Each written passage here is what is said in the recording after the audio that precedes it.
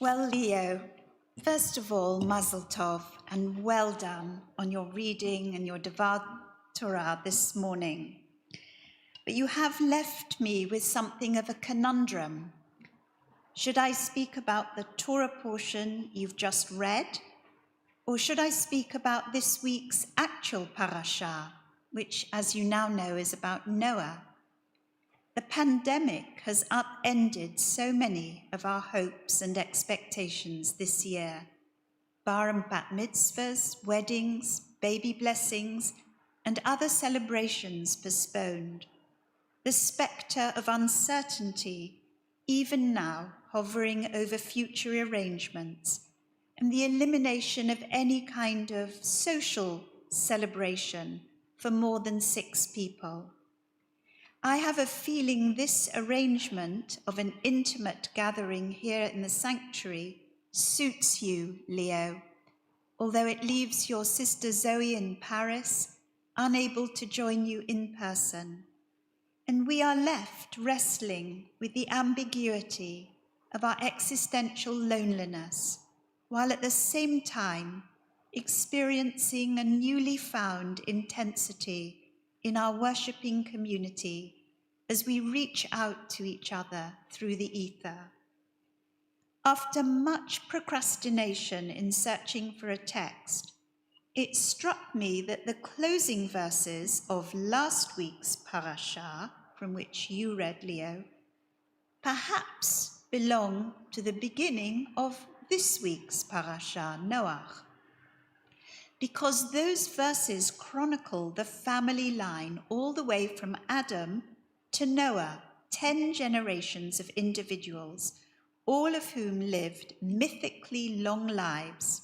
Among others, Adam until he was 930, Methuselah, whose life came to an end at the age of 969, and Lamech, who was the father of Noah, who lived until the mere age of 777.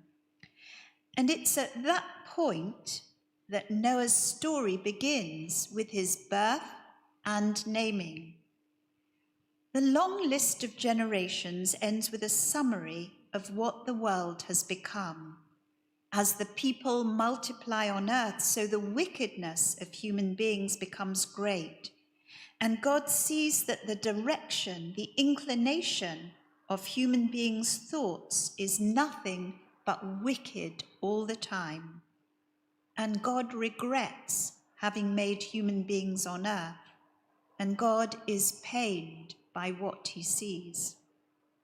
So God's great project of creation, sealed with his own divine approval that everything, the human earth creature included, was very good, has become instead a source of disappointment and disillusion. So great is the architect-creator's distress that he is about, literally, to flush it away and obliterate it. At first glance, then, God's regret over creation may seem to belong to the story of Noah, not only because it introduces God's motivation for destroying the world, but more to the point, because this is the moment the Torah chooses us to inform us that Noah found favor in God's sight. So then I ask myself, why were these last 4 verses of Genesis 6, verses 5 to 8, the end of last week's portion, not placed at the beginning of Parashat Noah, this week's portion?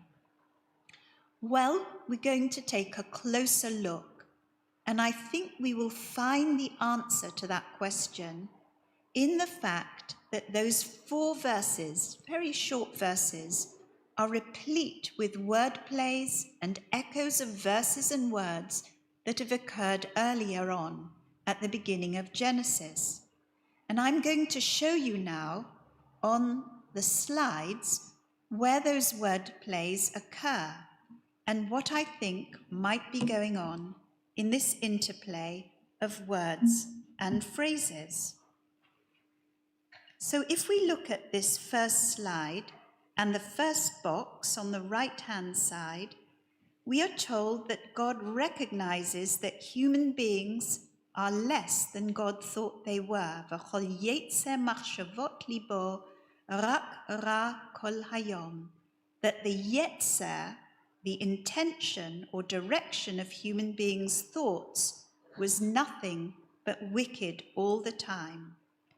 That word yetzer, from which we derive the rabbinic expressions yetzer tov and yetzer hara, the good and evil inclinations, comes from a Hebrew root meaning to form or fashion, like the potter who fashions his pot. And so in this context, it comes to mean purpose, or that which has been formed. And it has sometimes been translated as imagination or device.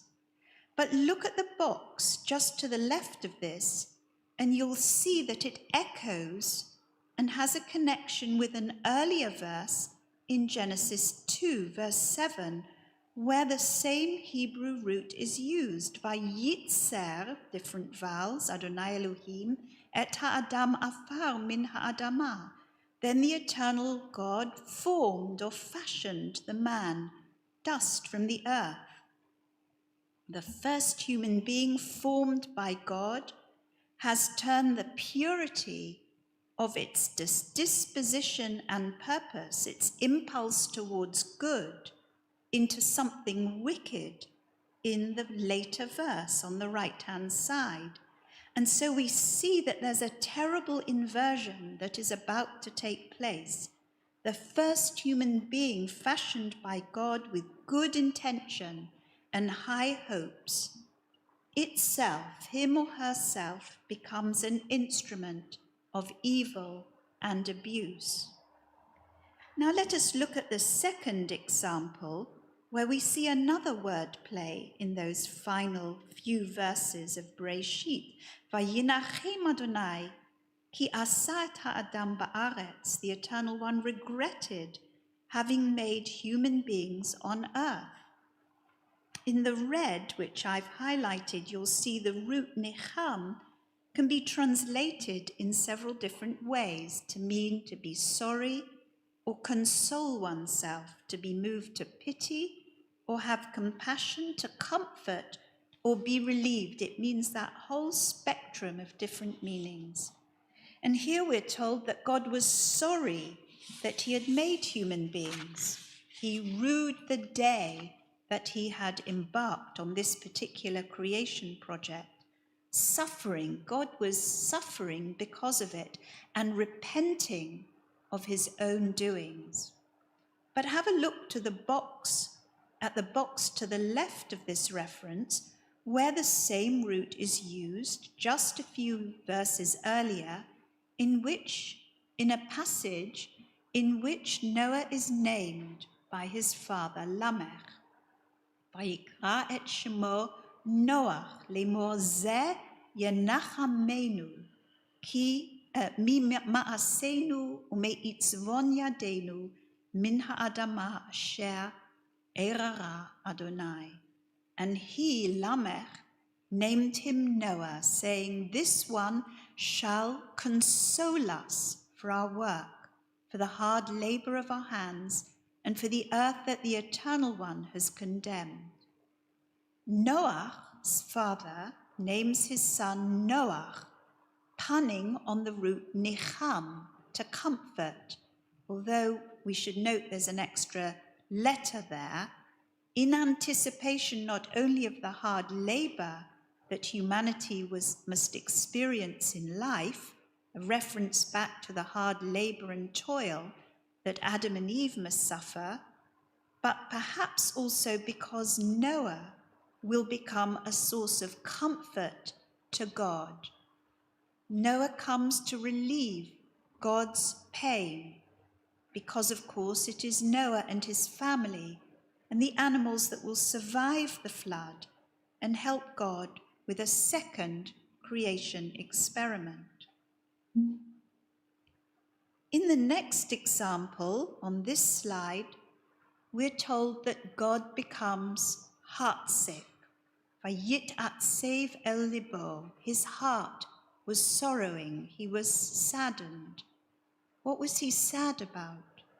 Onkelos, author of the Aramaic translation of the Bible, surmises that he was saddened by the fact that he was about to bring grief to the world in the form of the flood.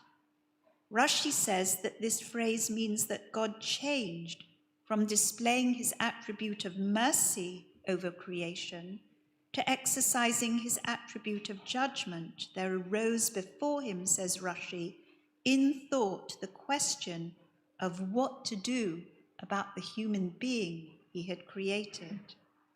But perhaps it doesn't mean either of those things.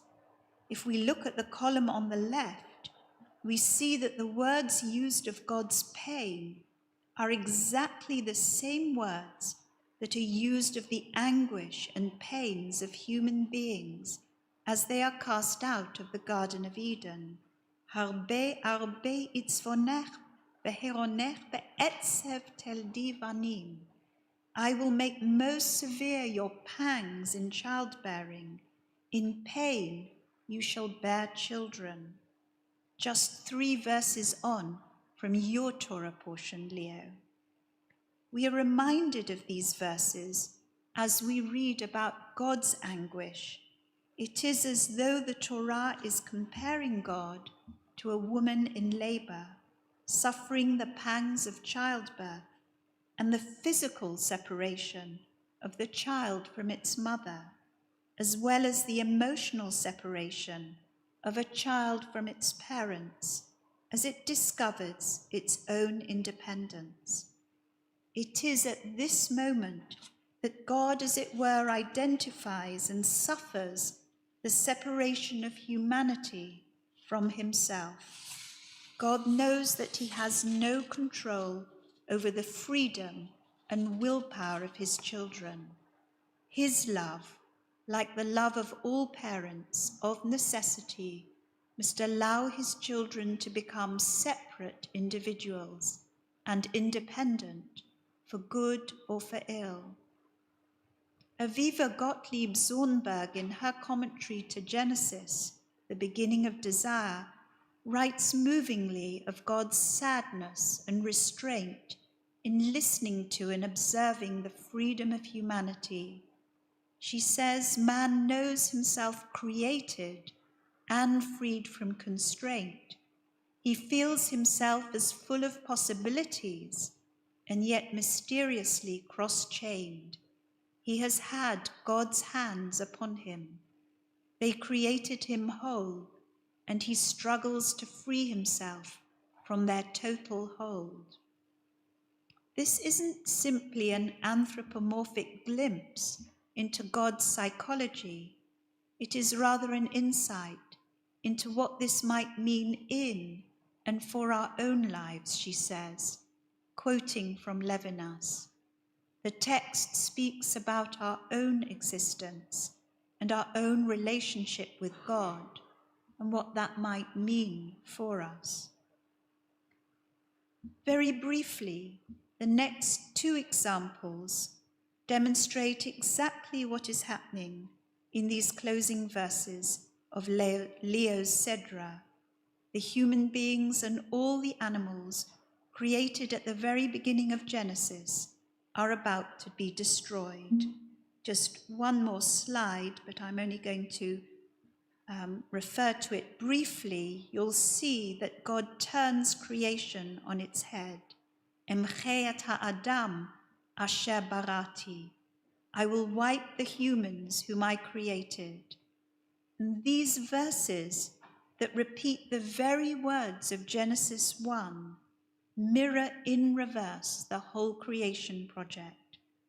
And so we understand now why those who divided the Torah into its 54 parashiot left those 4 verses at the very end of Bereshit and did not put them at the beginning of the story of Noah.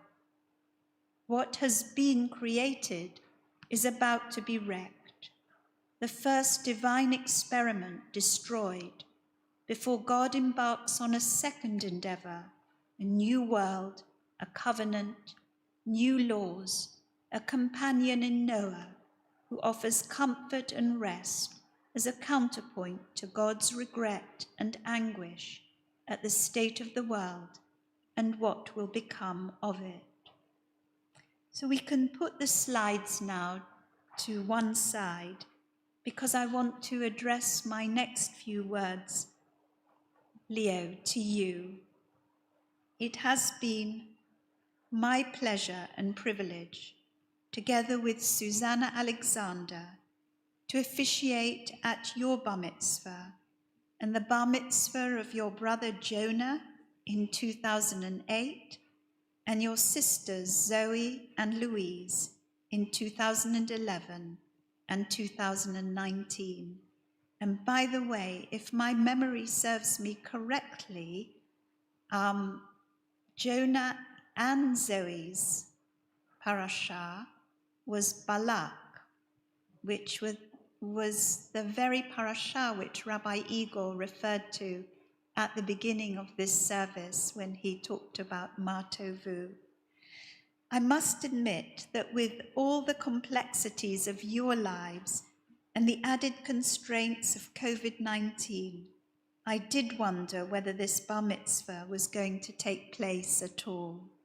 But I am delighted that we are here together in the sanctuary, that Zoe is with us on Zoom, and that your parents, rather like God, are contemplating with some sadness this threshold that takes you, Leo, their youngest child, from childhood to adolescence, and from there to independence and responsibility.